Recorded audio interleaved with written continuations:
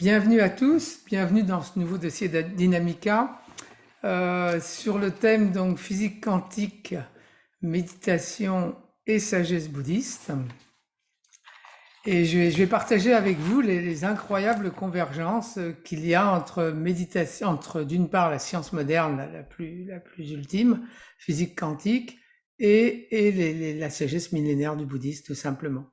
Ce qu'il faut que vous sachiez, c'est que vous savez que le Dalai Lama a toujours été passionné par la science, par la technologie. Et quand il est arrivé en Occident, dans les années 70, eh bien, il a initié avec les plus grands scientifiques du monde des rencontres qui s'appellent Mind and Life et qui ont toujours lieu d'ailleurs actuellement et qui ont été extraordinairement fructueuses, un dialogue de civilisation. Et quand on a présenté au Dalai Lama la physique quantique, les principales révélations de la physique quantique, il a été estomaqué, il a dit mais c'est incroyable, c'est une autre façon d'enseigner le bouddhisme. Et le Dalai Lama est adepte de cette plus haute philosophie qu'on appelle le Madhyamika dans le bouddhisme, qui a pour but justement de déconstruire toutes les limitations de l'esprit, tous les concepts, toutes les croyances, toutes les choses qui quelque part enferment notre esprit dans une sorte de structure et qui l'empêchent de voir l'immensité de l'éveil. Et il m'a dit, mais si de nos jours, si le Bouddha était là, eh bien, il utiliserait la physique quantique pour déconstruire justement ces concepts qui nous enferment. Hein, donc on pourrait dire que la physique quantique est le Madhyamika de notre temps. Hein, donc c'est vous dire à quel point il y a vraiment une convergence presque magique entre les deux approches.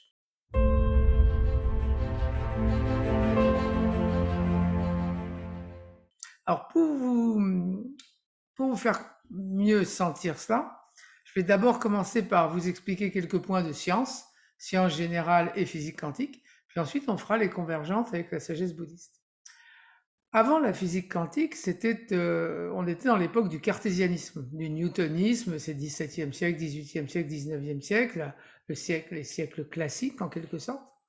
Et dans ces siècles-là, voyez-vous, il y avait une croyance en science qui était que l'espace, le temps, la matière, le monde en général, étaient parfaitement définis et indépendants de l'observateur. C'est quelque chose qui était voilà, solide, matériel, une structure mesurable, quantifiable, etc., parfaitement déterminée, parfaitement déterministe aussi, hein, comme une grande horloge mécanique dont on peut prévoir le fonctionnement, et surtout existant réellement et indépendamment de celui qui observe. Et ça, c'était vraiment le credo scientifique fondamental. Hein. En outre, il y avait cette idée que l'univers était compréhensible par des concepts, par des théories. Hein, donc, c'était le grand moment du cartésianisme, c'est-à-dire toutes ces théories mathématiques ou autres pour essayer de comprendre le monde. Hein, c'était l'époque de la révolution industrielle. Vous savez, c'était une époque de scientisme, hein, de scientisme triomphant. Si vous lisez Jules Verne, vous aurez un aperçu de cette ambiance-là. Et puis, il y a eu la physique quantique. En 1900, il y a eu un immense bouleversement. Et je vais vous donner un tout petit historique hein, pour vous faire sentir ce qui s'est passé. Voyez-vous, tout a commencé par la nature de la lumière. On se demandait qu'est-ce que c'était que la lumière. Est-ce que c'était une onde? Est-ce que c'était des particules de lumière? À quelle vitesse? Est-ce que ça avait une vitesse infinie ou pas? Et ça restait une des grandes questions de la physique. Et il y avait un certain nombre d'expérimentateurs qui avaient cru démontrer que la lumière était une onde. En fait, donc on s'était à l'époque satisfait de cette vision-là. On pensait effectivement que la lumière était un système d'ondes qui se baladait comme ça dans le vide ou dans un milieu quelconque. Et très bien. Mais l'ennui, c'est qu'Einstein est arrivé là-dessus. Vous savez qu'Einstein a été le grand trouble-fête des années 1900 à 1920. C'est lui qui a mis le premier énorme pavé dans la mare des certitudes des scientifiques. Et alors Einstein, il a dit, ben moi j'ai une autre expérience qui prouve le contraire, qui prouve que la nature, ce sont des petites particules de lumière qui s'appellent des photons. Alors, panique, bon voilà, une situation que les physiciens détestent, c'est quand il y a une expérience qui prouve quelque chose et une autre qui prouve le contraire. C'est jamais très agréable. Donc ils se sont mis à raffiner les expériences, à essayer voilà, de les rendre de plus en plus fines. D'autant plus qu'un autre physicien, entre-temps, Louis de Broglie, un Français, avait démontré que c'était pareil pour la matière. C'est-à-dire que la matière pouvait être certes composée de petits grains de matière, de petites particules, mais elle pouvait aussi, dans certains cas, se manifester comme une onde aussi. Alors ça, c'était beaucoup plus angoissant parce que l'idée que la matière qui nous constitue puisse être une simple onde, c'était quand même assez effrayant comme situation. Bref, donc je vous passe évidemment les nombreuses difficultés qui ont été traversées à cette époque. Et finalement, les scientifiques sont arrivés à un consensus qui les a vraiment, vraiment étonnés, mais au point que certains ont dit, mais la physique quantique, c'est trop bizarre, on se demande même ce qu'on est en train de faire. Enfin, il y a eu vraiment un désarroi dans la communauté scientifique, parce que le résultat auquel ils sont arrivés, voyez-vous, c'est que tant que la lumière n'est pas observée, elle se comporte comme une onde, mais si elle est observée, eh bien, elle quitte son habit d'onde pour apparaître comme une particule, comme des particules, comme des photons. C'est-à-dire, c'est un peu comme si vous voulez, avant d'être observée, la lumière était partout à la fois, comme une onde, et par contre, si on l'observe par un dispositif expérimental quelconque, alors elle se réduit à une seule particule. Et il en est de même pour la matière. La matière aussi, tant qu'elle n'est pas observée, elle est indéterminée, comme une onde, par exemple un électron, ou oui, un électron, un proton ou autre, eh bien, tant qu'il n'est pas observé, va être comme une onde partout à la fois. Et puis, si on l'observe de façon aléatoire, eh bien, chaque observateur va l'observer à un endroit différent. Alors, dit comme ça vous paraît sûrement très paradoxal. Donc, je vais vous donner une analogie très simple pour essayer de vous faire comprendre. Vous prenez un dé, vous lancez votre dé dans l'air, il tournoie dans l'air. Tant qu'il est dans l'air, vous êtes bien d'accord qu'il n'est pas sur un numéro défini. On pourrait dire qu'il il est potentiellement sur tous les numéros à la fois. En revanche, s'il tombe au moment où il va tomber dans ma main, eh bien, il va par exemple tomber sur 2. Mais s'il tombe dans votre main à vous, il va peut-être tomber sur 3. Et donc, ça serait complètement faux de dire le dé c'est 2 ou le dé c'est 3. Non, le dé c'est des possibilités, un potentiel d'apparaître, et puis, selon l'observateur, il va s'actualiser différemment. C'est exactement ce qui se passe à la fois pour la lumière, pour la matière, pour tout ce qui est du monde de l'infiniment petit, le monde des particules. Eh bien, il y a donc une indétermination quantique fondamentale. On peut pas parler de la nature du dé avant qu'il soit observé, puisqu'il est dans l'état indéterminé. On dit quelquefois dans le langage de la physique quantique qu'il est dans une superposition d'états.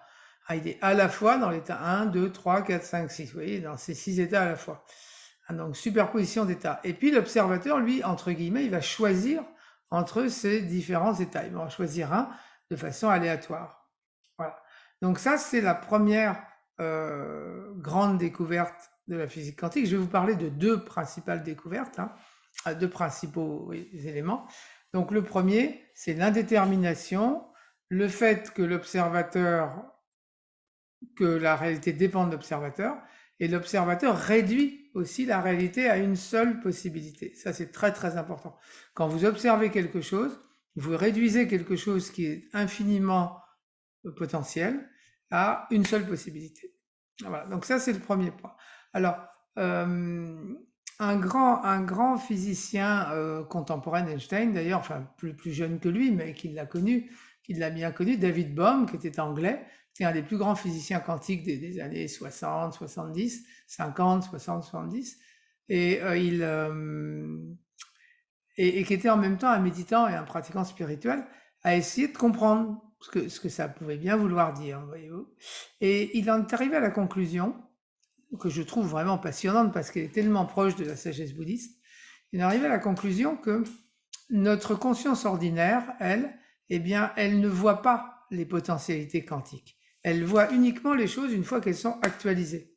Alors nous, par exemple, quand on voit le monde, on a l'impression qu'il est bien défini. Il est bien défini. Voilà, donc on a l'impression de vivre dans un monde cartésien, de choses parfaitement définies.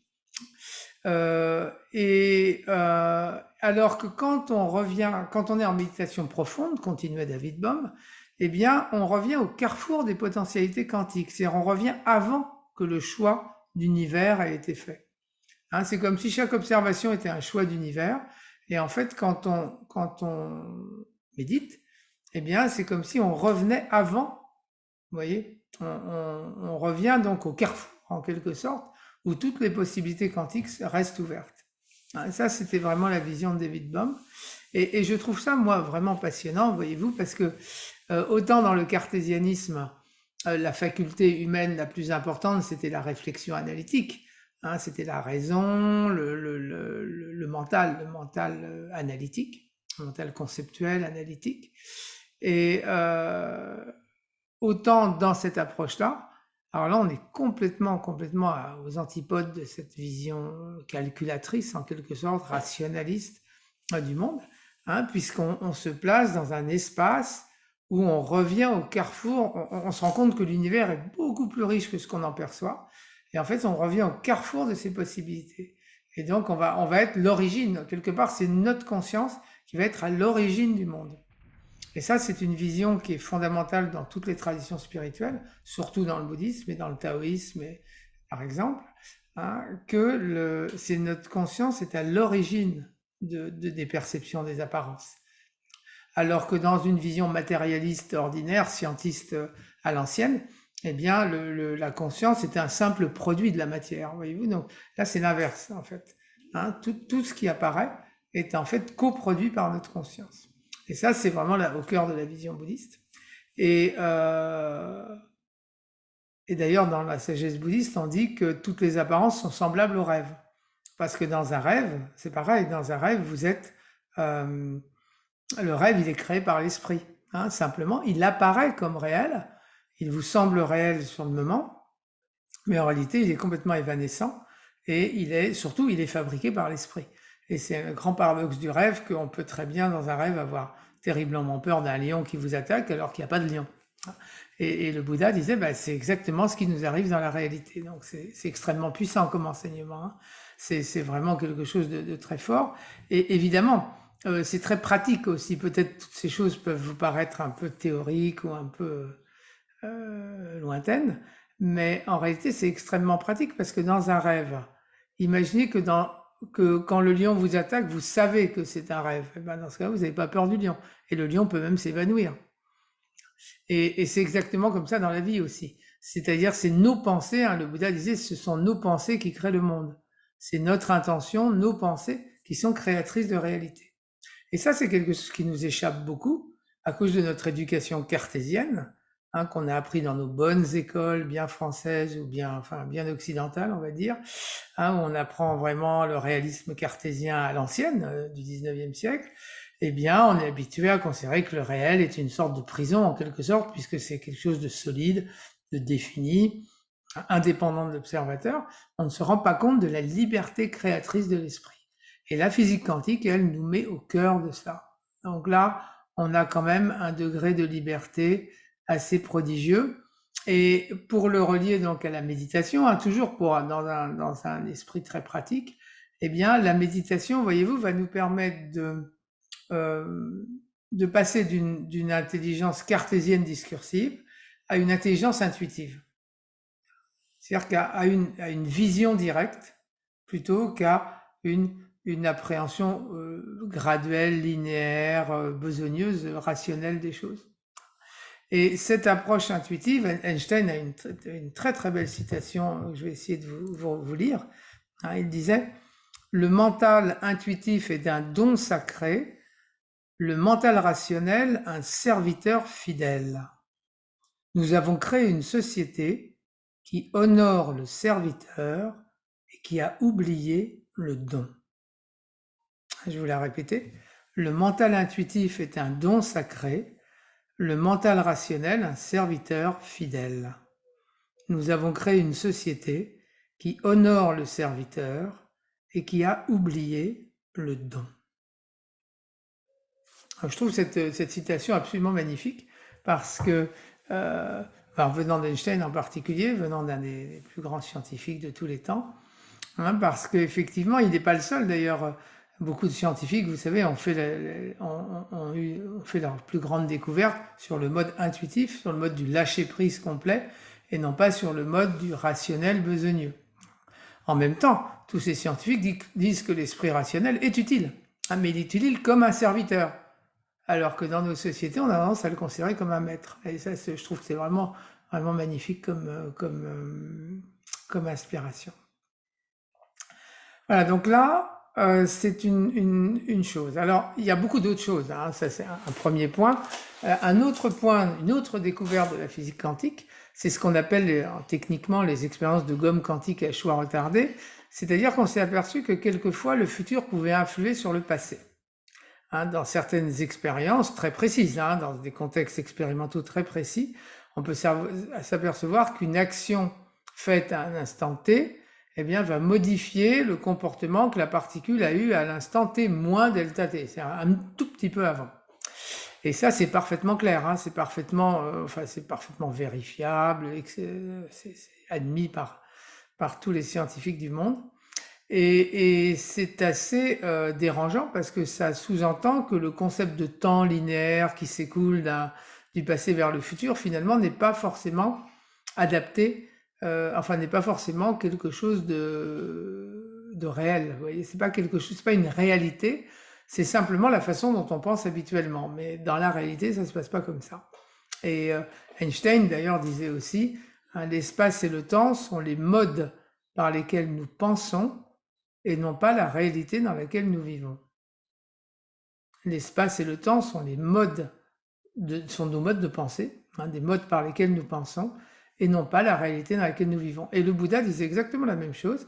Il disait que l'espace, le temps, la matière, etc., étaient de simples créations mentales, hein, de simples formations mentales, et que en fait, l'attachement à ces formations mentales créait quelque part ce qu'il appelait le samsara, c'est-à-dire le monde de la souffrance, de la répétition, et ainsi de suite, et des schémas habituels, mais qu'il y avait une autre façon, donc bien sûr, de se libérer. Le but, c'était de se libérer de toutes ces croyances.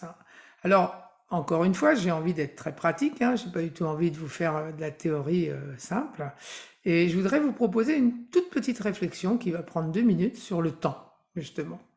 Sur le temps. Puisque vous êtes d'une communauté de méditants, vous savez que vous avez sûrement déjà entendu que dans méditation, on vous conseille de ne pas ressasser le passé, de ne pas anticiper le futur, mais de rester dans l'instant présent. Hein, rester dans l'instant présent, c'est vraiment la grande instruction de toutes les méditations du monde. Ok, donc supposons on est des méditants, on oublie le passé, on n'anticipe pas le futur, on est dans l'instant présent. Okay. Mais cet instant présent, quel âge a-t-il cet instant présent? Cet instant présent, est-ce qu'il est jeune? Est-ce qu'il est vieux? Est-ce qu'il est toujours frais, toujours là? Est-ce qu'il est éternellement frais? Cet instant présent, il est toujours présent, il est toujours là, il est toujours frais, il est toujours neuf, en fait, toujours disponible. Il est toujours disponible, il sera toujours disponible. Et ça, c'est l'expérience méditative. L'expérience méditative, c'est vraiment de se rendre compte que l'instant présent est toujours présent, il est toujours là. De la même façon que si on vit chaque journée comme un premier matin, comme une première journée du monde, on est toujours jeune. Hein, vous voyez, c'est-à-dire que tous ces concepts de temps, d'accumulation, de passé, d'espoir du futur, etc., en fait, ce sont des créations mentales qui nous encombrent. Et si on est capable pendant un moment d'être dans un esprit vierge, un esprit neuf, eh bien, en fait, dans cet espace-là, il y a qu'un éternel éclat de l'instant. Et il n'y a pas cette lourdeur, quelque part, des routines, des habitudes, et ainsi de suite. Et ça, c'est vraiment un des grands enseignements sur le temps. Vous voyez, donc, la physique quantique, elle nous aide à remettre en cause, donc elle a aidé les scientifiques à se dire, mais finalement, ces concepts auxquels on tenait tellement, l'espace, le temps, la matière solide, etc., est-ce que ce ne sont pas simplement des illusions? Et ça, ça a été une source d'étonnement assez incroyable. Même Einstein, dans les dernières années de sa vie, enfin, dans la deuxième partie de sa vie, on va dire, c'était quelque part rebellé contre la physique quantique. Il avait dit, mais la physique quantique, c'est pas possible, parce que les choses existent quand même, elles sont fixes, c'est pas possible que le monde comme ça soit indéterminé. Et il n'a eu de cesse d'essayer de démontrer le contraire. Et en fait, on a prouvé qu'il avait tort, là pour le coup, il a eu tort, et la physique quantique s'est imposée comme une vérité parfaitement vérifier, et avec tout son côté paradoxal. Donc voilà, donc ça une première chose. Alors maintenant, je voudrais vous parler d'une autre découverte de la physique quantique, qui est l'intrication. Alors l'intrication, c'est peut-être une des choses les plus décoiffantes comme découverte de la physique quantique. C'est la chose suivante. Vous voyez, je vous explique très brièvement un protocole expérimental très très simple. Imaginez un laser qui envoie deux lumières dans des directions opposées, donc deux photons, deux particules de lumière dans deux directions opposées. Et bien sûr, ces particules de lumière, elles sont indéterminées, comme je vous l'ai dit, avant d'être observées. Elles peuvent, toute leur énergie, leur polarisation, enfin toutes les grandeurs qui les caractérisent sont indéterminées. Bon, ok, ça on a bien compris, c'est ce qu'on disait juste avant. Et puis, vous allez mettre un observateur à gauche pour le premier photon, à droite pour le deuxième photon, et qui vont chacun mesurer une caractéristique du photon. Et vous allez vous apercevoir que si le photon de gauche a une caractéristique, celui de droite a exactement la même. C'est ce qu'on appelle des photons intriqués, des particules intriquées. C'est-à-dire que bien qu'elles soient séparées, bien qu'elles vivent leur vie séparément, eh bien, elles ont exactement les mêmes caractéristiques. Ce qui est complètement, si vous voulez, c'est aussi paradoxal que si vous et moi, qui sommes séparés, mettons par quelques centaines de kilomètres, on lançait chacun en même temps un dé en l'air, et que systématiquement, si le dé retombe dans ma main sur un 2, bah, le dé dans votre main retombe aussi sur un 2. Puis la fois d'après, il retombe sur 6, et pour vous, il retombe sur 6 aussi. On se dirait, ces 2 dés, il y a un truc, ils doivent avoir une façon mystérieuse de communiquer. Eh bien non. En fait, il se trouve qu'effectivement, dans ces protocoles d'intrication, c'est-à-dire quand les deux particules viennent d'une même source, eh bien, ils sont intriqués, c'est-à-dire qu'ils présentent les mêmes caractéristiques, alors qu'ils ne peuvent pas communiquer, puisque disons, le transfert d'informations, il faudrait qu'il soit instantané, ce qui n'est pas possible. Donc on a longtemps évidemment cherché des tas d'explications à ça, mais ce qui est sûr en tout cas, le consensus des physiciens, si vous voulez, c'est que la physique quantique est ce qu'on appelle une physique unitaire, ou encore une physique non locale, c'est-à-dire que deux particules peuvent être des endroits différents et être pourtant la même entité qui apparaît à deux endroits différents.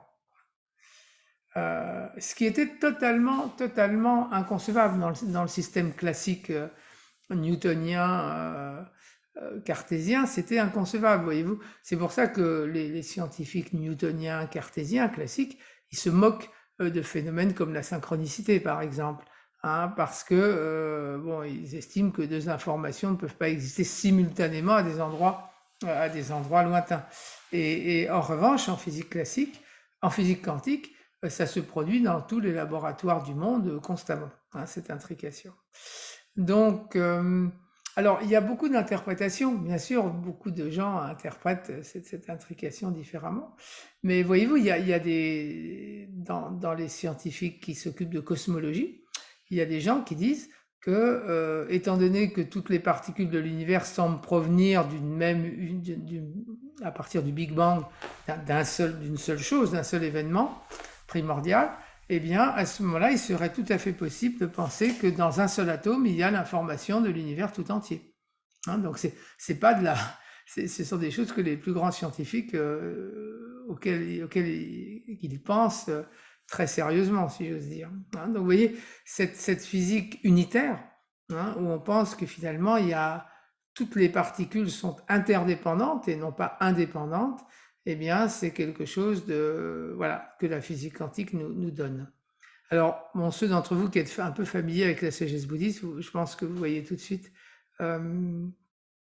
bien sûr, l'immense corrélation, enfin la stupéfiante corrélation avec ce qu'on appelle l'interdépendance dans le bouddhisme, qui est le point essentiel. Vous savez que dans la sagesse bouddhiste, on dit que il n'y a pas tous les phénomènes sont interdépendants, aucun phénomène n'est indépendant, et en particulier, il n'y a pas de moi, il n'y a pas ce concept du moi personnel indépendant du reste du monde. Eh bien, on considère que c'est une fixation erronée, en fait. C'est-à-dire que Mais on dit même dans le bouddhisme que toute la souffrance vient de la fixation sur l'idée d'un moi qui serait séparé du reste du monde, une sorte d'individualisme, vous voyez, fondamental. Et ça, c'est quelque chose, on n'a pas besoin du Bouddha d'ailleurs pour le savoir, hein, que l'individualisme est d'une des... enfin, si la planète est dans cet état, c'est justement à cause d'une vision individualiste où on se sent séparé du reste du monde et donc on peut se placer en prédateur du reste du monde plutôt que de sentir l'interdépendance intime qu'on a avec le reste du monde. Mais vous voyez, c'est quand même étonnant de voir que la physique quantique arrive aux mêmes conclusions. Hein. C'est important, peut-être pas pour les bouddhistes ou pour les taoïstes, mais pour la communauté mondiale, c'est très important de voir que même la science arrive à ces conclusions-là. Alors, ce David Bohm là dont je vous parlais précédemment, donc disait, hein, pour continuer, je ne sais pas si vous vous rappelez de ce que je viens de vous dire, hein, sur David Bohm, il disait la méditation nous permet de revenir au carrefour des potentialités quantiques, c'est-à-dire avant le choix quelque part, là où toutes les possibilités étaient encore ouvertes. Et il va plus loin et il dit aussi que la conscience ordinaire voit la fragmentation et que la conscience méditative voit l'unité. C'est-à-dire quand on est en méditation profonde, on a conscience de cette unité, Alors que quand on est dans une conscience ordinaire, on a plutôt conscience de la dualité. Hein, il y a moi, il y a vous, il y a des objets, voilà, il y a une confrontation entre diverses forces, divers objets. Ça, c'est la conscience ordinaire.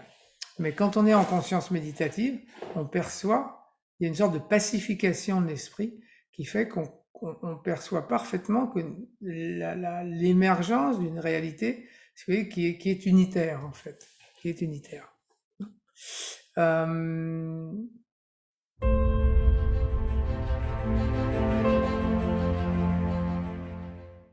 Je vais vous donner un exemple très cher au bouddhisme sur ce thème.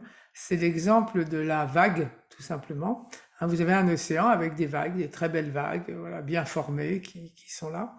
Et en fait, chaque vague a une forme particulière et cette forme, elle évolue bien sûr avec le temps, hein, elle change au cours du temps et puis bien sûr la vague finit par s'écrouler sur le rivage et par mourir, autrement dit. Et si la vague s'attache à sa forme individuelle de vague, eh bien évidemment d'abord elle est assez déboussolée parce que cette forme elle change constamment, donc c'est un peu effrayant pour elle, elle ne peut pas se raccrocher à quoi que ce soit puisque ça change tout le temps. Et puis, elle va finir par mourir, par s'écrouler sur le rivage. Même si elle est très belle momentanément, c'est une magnifique vague, crêtée d'écume, resplendissant au soleil, eh bien, sa durée de vie est assez éphémère. Donc, c'est une vie un petit peu insécure et surtout promise à une fin bien triste. En revanche, si la vague se rend compte que sa vraie nature, en fait, elle est formée d'eau, sa vraie nature, c'est l'eau, tout simplement, eh bien cette eau, elle est totalement indivisible de l'eau de l'océan et elle connaît pas la naissance et la mort. L'eau, elle a aucun rapport avec la notion d'émergence et d'écroulement de la vague. L'eau, elle est toujours là, de toute façon, sous des formes variées, mais elle est toujours là. Et donc, vous voyez, toute la sagesse bouddhiste, elle nous conseille, hein, de prendre conscience de notre nature d'eau plutôt que de nous laisser obséder, focaliser par les formes de la vague, pour continuer la métaphore. Donc maintenant, pour abandonner la métaphore, eh bien, c'est donc ne pas être fixé sur notre apparence extérieure, mais beaucoup plus prendre conscience de notre essence immortelle et notre essence sans naissance ni mort, voyez-vous. Donc ça, c'est vraiment au cœur de la sagesse bouddhiste. Et la méditation permet de le faire. Hein, permet de le faire. La méditation, c'est beaucoup plus que la mindfulness qu'on peut apprendre simplement, qui est déjà très utile, bien sûr, hein, qui consiste à devenir attentif, être dans l'instant présent. Et ça, c'est le préliminaire absolument indispensable. Mais à un stade plus élevé, la méditation, elle permet de dissoudre toutes ces croyances, vous voyez, dans une sorte d'ego individuel, et de rentrer dans un espace beaucoup plus vaste, beaucoup plus essentiel, qui est notre être véritable. Et c'est ça vraiment, on pourrait dire, la magie ou le cœur de la méditation, c'est vraiment ça. Et, et c'est ainsi. Alors, pour en revenir donc à la physique quantique, les, évidemment, les scientifiques, eux, ils continuent à chercher, hein, donc on continue, ils sont toujours à la recherche d'une sorte de théorie qui pourrait rendre compte de cette intrication. Il y en a même, par exemple, comme Penrose et Amerhof, par exemple, qui ont essayé de voir si on ne pouvait pas expliquer la conscience par un champ quantique. Hein, ils se sont dit, bon, bah, si finalement il y a une unité, il y a une réalité unitaire dans la physique quantique, eh bien, dans le cerveau, par exemple, est-ce qu'il ne pourrait pas y avoir un champ quantique qui serait délocalisé, donc qui serait en quelque sorte partout à la fois, et qui pourrait éventuellement être appelé conscience ou servir de support à la conscience. Alors, c'est des choses très spéculatives, hein, je vais pas du tout, il n'y a aucune découverte, comment dire, reconnue en quelque sorte, aboutie sur le sujet, mais ils ont quand même observé, ça on le sait, hein, que dans le cerveau, parfois se produit simultanément à plusieurs endroits à la fois la même information. C'est-à-dire qu'il y a une sorte voilà, pareil, d'unité, exactement ce que je vous expliquais sur l'intrication. Le même phénomène peut apparaître à différents endroits à la fois, c'est le même, et pourtant il est partout à la fois en quelque sorte. Hein. C'est des choses qu'on peut vraiment observer aussi dans le cerveau, bien sûr. Alors, bien sûr, hein, tout ce que je tiens vraiment à le dire, et vous aurez d'ailleurs en bonus une méditation guidée sur ce thème-là. Toutes ces choses dont on parle, toutes ces convergences, c'est passionnant intellectuellement, mais en réalité, ce n'est qu'en méditation qu'on va le réaliser en profondeur. Et si ça reste intellectuel, alors évidemment, c'est très stimulant, mais simplement, ça ne sera pas d'une grande aide quand on sera confronté à des difficultés émotionnelles ou du quotidien ou autre. On n'aura pas beaucoup changé, parce qu'on aura écouté une conférence. Hein. Par contre, la conférence, enfin, je veux dire,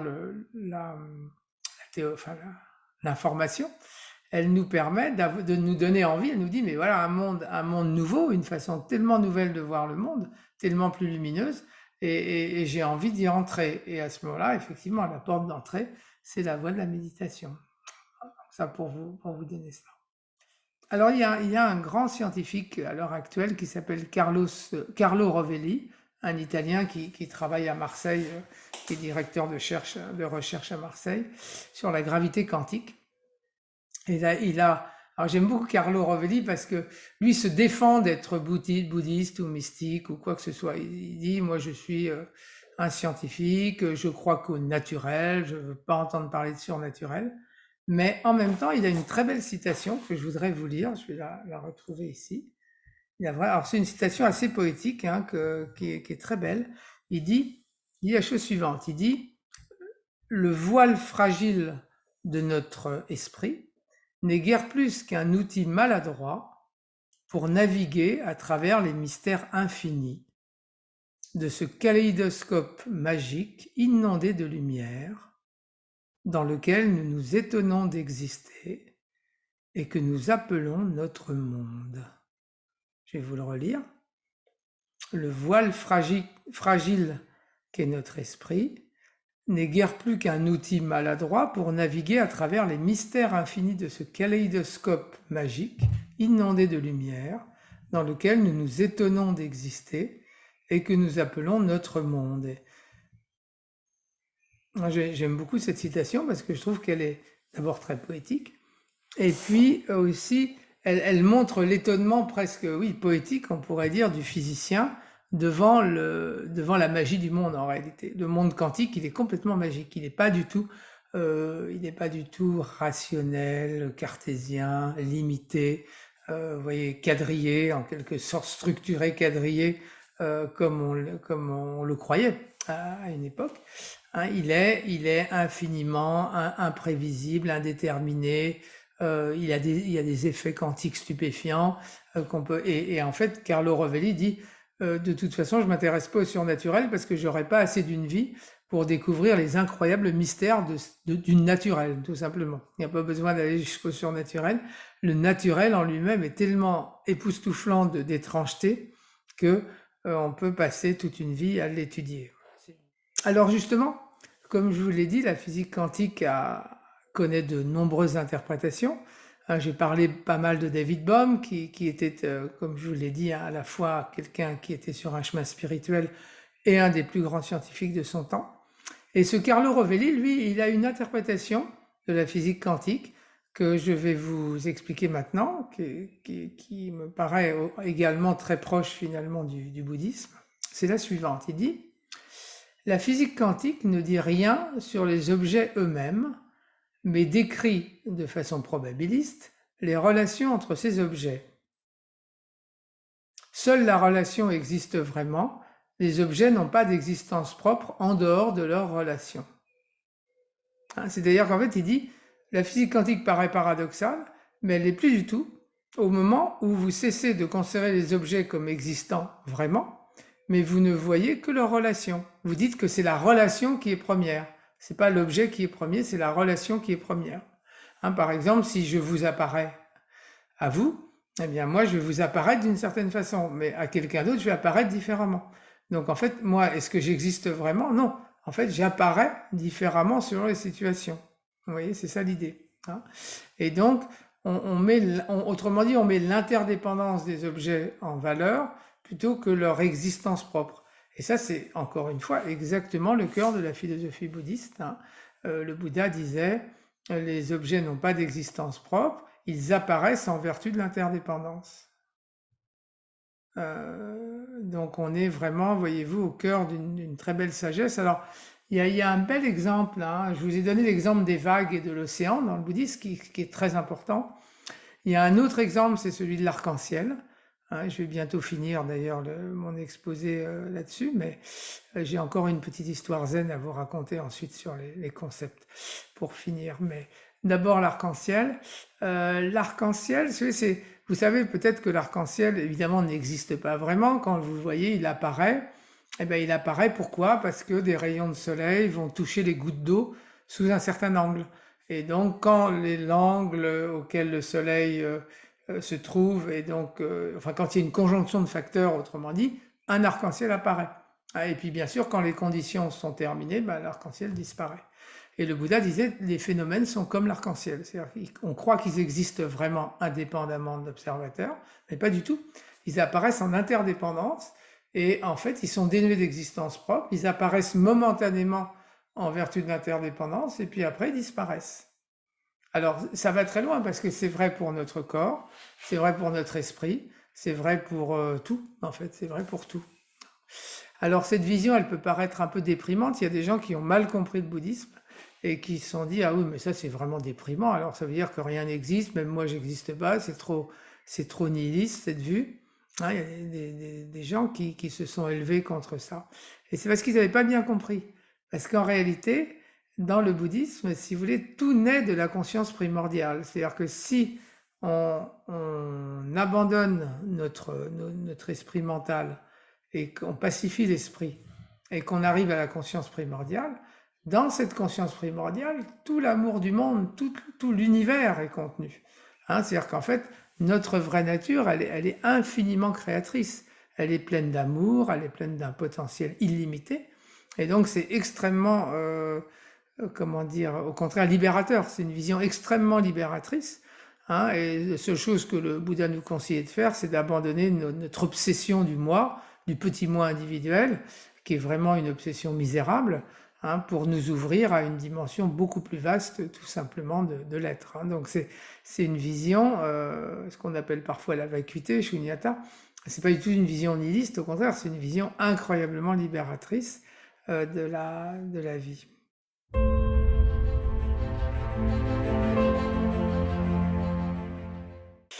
Voilà, donc je vous ai donné ces quelques éléments pour vous faire comprendre à quel point on est au XXIe siècle à un moment charnière, parce que oui, la physique quantique, elle date de 1920, elle a été élaborée entre 1900 et 1920, donc elle est ancienne maintenant.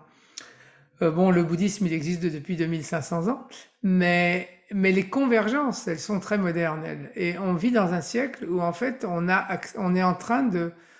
toutes les courants de connaissances de l'humanité sont en train de se mêler, de dialoguer, de converger vers quelque chose qu'on ne sait pas encore. On ne sait pas encore exactement quelle forme ça va prendre, mais ça se dessine quand même.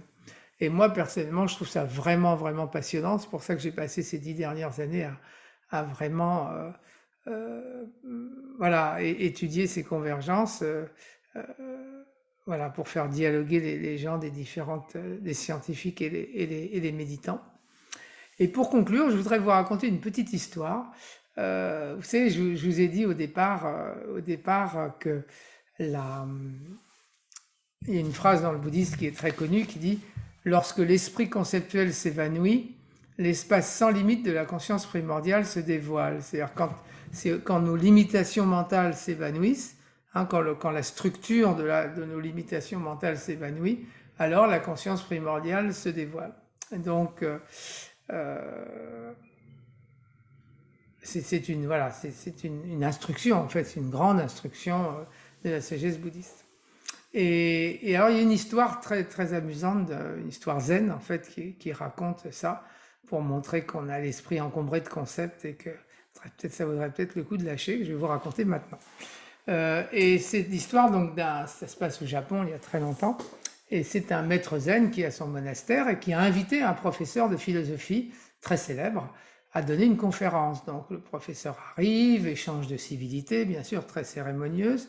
Et puis, bon, le maître zen dit: professeur, veuillez, nous sommes prêts à écouter votre parole.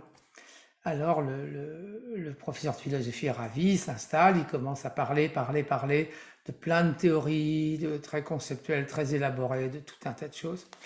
Et, et voilà, il parle pendant 3 heures, donc il est vraiment intarissable et son exposé est extrêmement complet.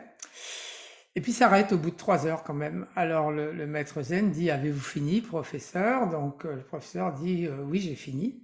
Et alors le maître zen dit: ben merci, merci infiniment, mais maintenant nous aimerions entendre votre parole. Alors le professeur dit: enfin, ça fait 3 heures que je parle, qu'est-ce que vous voulez que je fasse de plus? Et alors, voyant qu'il ne comprenait pas, le maître zen s'approche de lui, comme ça, et tout d'un coup, il lui prend le nez, il lui tord le nez, violemment. Et le professeur fait: ah! Et le maître zen dit: merci. Voilà, donc c'est la libération des concepts. Donc, merci infiniment pour ce moment ensemble. Hein, rendez-vous lundi prochain pour la séance de questions-réponses. Vous aurez également un bonus de méditation guidée, justement lié à cet enseignement qu'on vient de partager. Merci et au revoir.